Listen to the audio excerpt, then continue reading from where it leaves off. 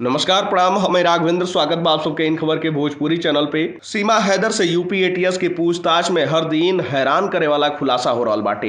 UP ATS के पूछताछ में बुलंदशहर से दो भाई के डिटेन कल गई बाटे। ये दोनों भाई द्वारा सीमा का फर्जी आधार कार्ड बनवाउल गई रहे। बुलंदशहर में ही सचिन का ननिहाल भी बाटे। अब जांच टीम ये दोनों के साथ और कौन लोग शामिल बाटे और का पाकिस्तान से अवैध तरीका से भारत अइले के मामला में कोनो गैंग शामिल बा, ये एंगल से भी जांच कर रहल बा। बता दी आप सबके कि पाकिस्तान के सिंध प्रांत का रहे वाली सीमा अपने 4 बच्चन के साथ भारत आ गई रही। उनका कहली बाटे कि अपने प्रेमी सचिन के साथ रहे खातिर वो अपन देश छोड़ के आ गई। यूपी एटीएस द्वारा बुलंदशहर से पुष्पेंद्र मीणा और उनका भाई पवन के हिरासत में लियल गई बाटे। पुष्पेंद्र और उनकर भाई पवन का नाम सीमा हैदर से पूछताछ के दौरान सामने आयल रहे।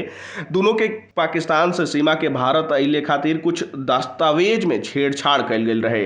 दोनों भाई के यूपी एटीएस अपने साथ ले गई बिया। जांच टीम सीमा के अवैध तरीका से सिंध प्रांत से नेपाल होते हुए भारत अइले में और कौने लोग का हाथ बाटे और केकरे द्वारा एकरे बारे में जानकारी दियल गई रहे, एकर जांच कर रहल बिया। आप सबके बता दें कि सीमा हैदर का दावा बाटे कि नोएडा के सचिन मीना से पबजी खेलने के दौरान उनके प्यार हो गई और एकरे बाद फोन पर ही काफी समय तक बात होते रहे। फिर वो अपने 4 बच्चन के साथ पाकिस्तान से नोएडा आ गई। सीमा हैदर के मानवीयता के आधार पर राष्ट्रपति से 38 पन्ना का अर्जी लगावल गई बाटे, जेमे उन्हें भारत में रहने का अनुमति देने का मांग कल गई बाटे।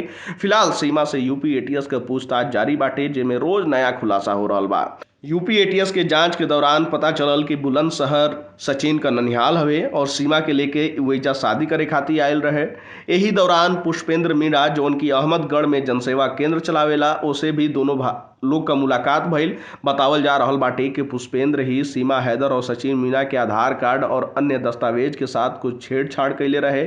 एमे ओकरे भाई द्वारा भी मदद कल गई रहे। अब दोनों पुलिस द्वारा डिटेन कर लियल गई बा। अब देखल जाओ कि आगे की जांच में का कुछ निकल के सामने आ रहल बाटे। फिलहाल ये जानकारी में इतना ही। देश दुनिया से जुड़ल तमाम खबर देखे खातिर आप सब जुड़ल इन खबर भोजपुरी के साथ। तब तक खातिर नमस्कार।